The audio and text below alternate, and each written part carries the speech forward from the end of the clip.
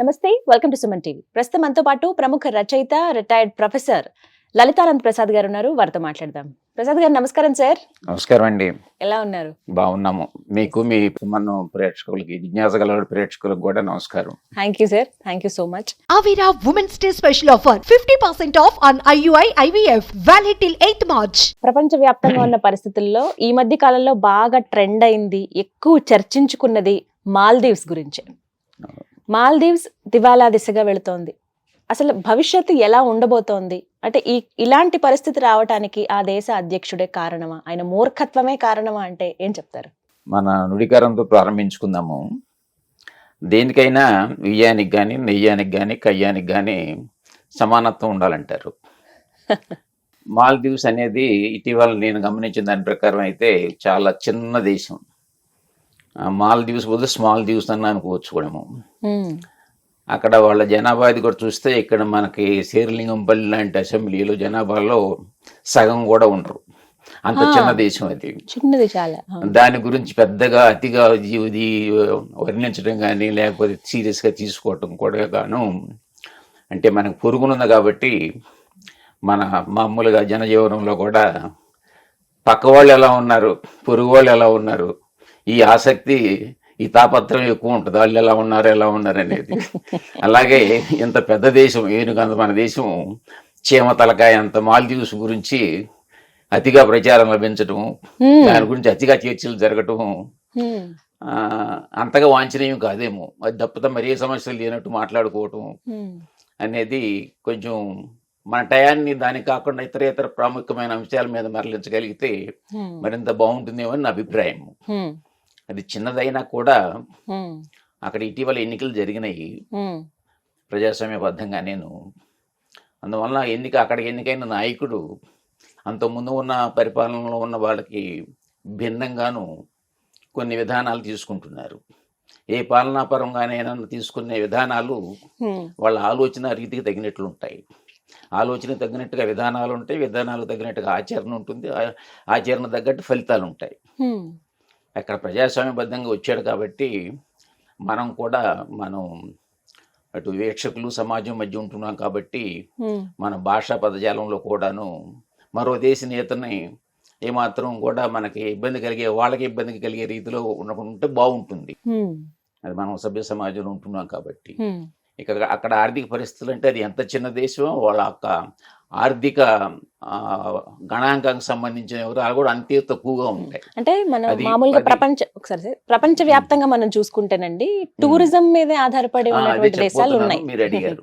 అవును, పూర్తిగా వాళ్ళకి వచ్చే ఆదాయం అంతా కూడా టూరిజం పర్యాటక కేంద్రం కాబట్టి పర్యాటనం నుంచి వస్తుంది.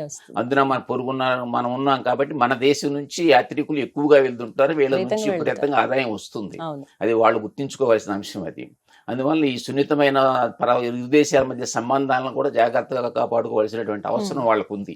ఒక పెద్ద దేశం పొరుగున ఉంది కాబట్టి పొరుగునే ఉండటం వలన శతాబ్దాల తరబడి సాంస్కృతికమైనటువంటి బంధం కూడా ఉంటుంది ఇరు దేశాల ప్రజల మధ్య.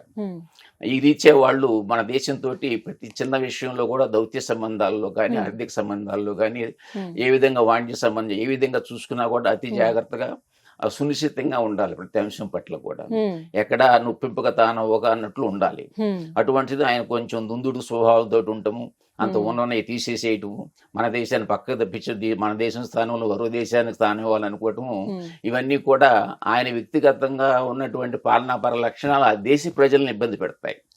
వాళ్ళ ఆర్థిక జీవనాన్ని, సామాజిక జీవితాన్ని, దైనందిన జీవితాన్ని ప్రభావితం చేస్తాయి. అంటే ఎలా ఉండబోతుంది అని అంటారు? ఎలా ఉండబోతుందంటే ఇప్పుడు ఎప్పుడైనా మనకి ఒక పతనమో లేకపోతే ఇబ్బందులు ఎదురైనప్పుడు ఒక తప్పదు పశ్చాత్తాపడటమో లేకపోతే సరి చేసుకోవటమో లేకపోతే మార్గాంతరం లేదు, లేకపోతే పూర్తిగా అంతరించిపోవడం అవుతుంది. అలా కాకుండా తెలుసుకునే పరిస్థితి వస్తుంది. వాళ్ళకి పునరాలోచించుకుంటారు తప్పనిసరిగా. ఇంతకు ముందు ఎలా ఉంది, ఇప్పుడు ఎలా ఉంది, దీనికి కారణాలు ఏంటి, మనం ఎంతవరకు, అవతల వాళ్ళు ఎంతవరకు, ఇవన్నీ ఒక రోజు కాబట్టి ఒక రోజు అయినా పునరాలోచించుకోక తప్పదు, వీటిని సరిదిద్దుకోక తప్పదు. ఎందుకంటే సభ్య సమాజంలో దైనందిన జీవితం గడవాలంటే ఇవన్నీ తప్పనిసరి. అలాగే వాళ్ళు అక్కడ ఉన్న నాయకత్వం కూడా వాళ్ళు తీసుకున్నటువంటి ఈ దుందుడుకు చర్యలు, దుందుడుకు స్వభావం వల్ల జరిగినటువంటి పరిణామాలు, దాని వలన ఆర్థికంగా ఏ విధంగా నష్టపోయాము, ప్రజల మీద ఏ విధంగా భారం పడుతుంది, ప్రజల దైనందిక అవసరాలు ఏ విధంగా తీరటం లేదు, ఇవన్నీ కూడా గమనంలో తీసుకుని వాళ్ళు సరిదిద్దుకునే ప్రయత్నాలు తప్పనిసరిగా చేస్తారు, చేసి తీరాలి కూడా. అందుకు IMF వాళ్ళని అప్రోచ్ అవుతారు. వాళ్ళు కాదంటే వాళ్ళు కూడా IMF అనేది తక్షణ అవసరాలను తీరుస్తుంది. బట్ అది కూడా రిజెక్ట్ చేసినట్టుగా వార్తలు వస్తుంటే దానికి ప్రత్యామ్నాయంగా చూస్తారు వాళ్ళు. ఇప్పుడు IMF, వరల్డ్ బ్యాంక్ అంటే మాకు తెలియని ఉంది, ప్రపంచ అంతర్జాతీయ సంస్థలు ఎవరి చేతుల్లో ఉంటాయో, ఎవరు చెప్పినట్టు నడుస్తాయో. ఇప్పుడు గత దశాబ్దం నుంచి చూస్తే IMFకి వరల్డ్ బ్యాంక్ భిన్నంగా మరో పెద్ద దేశం అగ్రరాజ్యం చైనా వారు ఆర్థిక సహాయం చేయటం, అక్కడ వనరులను ఏర్పరచుకోవటం, అక్కడ వనరులను వాళ్ళు ఉపయోగించుకోవటం, ఒక దీర్ఘకాలిక ప్రాతిపదిక మీద ఒప్పందాలు ఏర్పరచుకోవటం, ఇవన్నీ పరంపరలు జరుగుతున్నాయి. అట్లాగే వాళ్ళు వీళ్ళ ప్లేస్లకు వాళ్ళు రావచ్చును. అందువలన వాళ్ళు ఏమైనా పొరుగు దేశంతో వాళ్ళకి ఎక్కువ అవసరం. ఒక చిన్న దేశం పెద్ద దేశంతో ఆ స్పర్ధలు రావటం కానీ, వివిధమైనటువంటి వైరుధ్య భావాలు కలిగి ఉండటం కానీ వాళ్ళకి మంచిది కాదు. మనం కూడాను ఒక చిన్న దేశం కదా, దాని గురించి అతి ప్రాముఖ్యత ఇది మిగతా అన్ని పక్కన పెట్టి దానికి ఇవ్వడం అనేది ఓవర్ రియాక్షన్. పెద్ద చర్చ నడిచిందో దాని మీద వస్తుంది కానీ మనకి ఏ అంశం లేనట్లు అనేక అంశాలు ఉన్నాయి. అంటే దానికి ధీటుగా మన దేశంలో లక్షద్వీప్ అలా తయారు చేస్తున్నాం, మనకు అదే మంచి అన్ని జరిగిపోవు కదా. ఇది ప్రపంచం, మనం అనుకున్నట్టే ప్రతిదీ జరగదు కదా. కార్యకారణ సంబంధాలు ఉంటాయి. ఒకళ్ళు ఒక విధంగా స్పందించి దాన్ని ఇంకొకరు అనుకున్న రీతిలో స్పందిస్తారు. అది అనుకున్న స్పందన మనం అనుకున్న రీతిలో ఉండకపోవచ్చు. వాళ్ళ ఉద్దేశాలు వేరు కావచ్చును. ప్రతి వాళ్ళకి ఎవరి లక్ష్యాలు, వాళ్ళ గమ్యాలు వాళ్ళకు ఉంటూ ఉంటాయి. దానికి అనుగుణంగా వాళ్ళు విధానాలను రూపొందించుకుంటూ ఉంటారు. ఏమైనా ఇరు దేశాల మధ్య పొరుగున ఉన్నాయి కాబట్టి సత్సంబంధాలు ఉండటం వలన ఆ పాలకులకు ఒక ప్రశాంతత ఉండటంతో పాటు ఆ దేశ పౌరుల మధ్య కూడా ప్రశాంతత ఏర్పడుతుంది. ఆర్థికంగా కూడా ఉపయోగం ఉంటుంది. ఎందువల్లంటే దగ్గర నుంచి కాబట్టి ప్రతి సరుకులు ప్రతి కూడా రవాణా వ్యయం తగ్గుతుంది, రవాణా కాలం తగ్గుతుంది. ఈ రెండు తగ్గటంతో ఈ భారం ప్రజల మీద తగ్గుతుంది. వారు ఉపయోగించుకున్నటువంటి ప్రతి ఆహార పదార్థాలు కానీ, వినియోగ వస్తువులు కానీ ఏదైనా కూడాను అది ఇబ్బంది వెంటనే అందుతాయి, ఎక్కువ టైం కూడా పట్టదు. ఏం నేర్చుకోవాలంటారు సార్ ఈ పరిణామాలు బట్టి? మనం ఏం తెలుసుకోవచ్చు? అంటే అంత చిన్న దేశం, ఏం జరిగింది అక్కడ జరిగినటువంటి పరిణామం ఓవరాల్ గా ఒక మాటలో చెప్పాలంటే మాల్దీవ్స్ నుంచి మనం తెలుసుకోవాల్సింది, నేర్చుకోవాల్సింది అంటే పాలనా పరంగా ఎట్లా ఉండకూడదు అనేది ఒకటి అర్థం చేసుకోవాలి. తర్వాత ఇతర దేశాలతో సత్సంబంధాలు ఎట్లా నెలకొల్పుకోవాలి, దానివల్ల ఉపయోగాలు ఏంటి కూడా అవగాహన చేసుకోవచ్చును. దానివల్ల ఇరు దేశాల్లోని ప్రజలకు ఏ విధమైన ఉపయోగం ఉంటుంది అనేది కూడా గ్రహించవచ్చును. ఇలా ఉండటం వల్ల అల్టిమేట్ గా ఆర్థిక భారం ఇరు దేశాల మీద కూడా పడకుండా ఉంటుంది. ఇరు దేశాల్లో ఉన్నటువంటి వనరులు ఉమ్మడిగా కూడా సద్వినియోగం చేసుకోవచ్చు గరిష్ట స్థాయిలో. మనకేమైనా నష్టం ఉంటుందంటారు సార్ భారతదేశానికి? మనకి నష్టం అంటే ఇది పోరు నష్టం పొందు లాభం అని చెప్పేసి ఇప్పుడు మన గురించి మనం ఎలా చెప్పుకున్నా ప్రపంచం చూస్తూ ఉంది. మన మీడియాని పక్కన పెడితే ప్రపంచ మీడియాలో ఇప్పుడు అమెరికాను చూస్తే అమెరికా కానీ వెస్ట్రన్ వరల్డ్ కానీ ఇక్కడికంటే అక్కడ ఎక్కువ వస్తున్నాయి అనేక వార్తలు. మీతో ప్రస్తావించిన అంశాలు కొన్ని వాటిలో వచ్చినాయి ఉన్నాయి కొన్ని.